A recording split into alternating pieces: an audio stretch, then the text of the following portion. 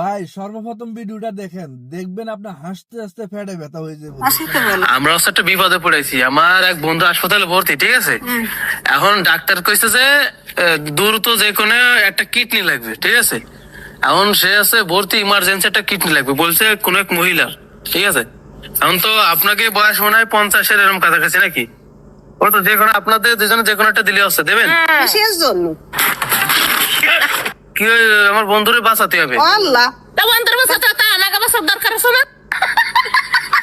আপনারা বাঁচবেন তো, সমস্যা নাই। দাঁড়ান না, ডাক্তার সাহেব কল দিয়েছে।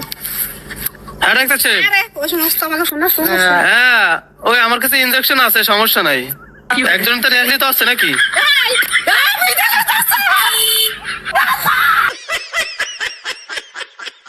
ভাই এরকম শয়তানিও মানুষের সাথে করে তোরা, কি যে ভাই তোরা, আমি চিন্তা করি আল্লাহ।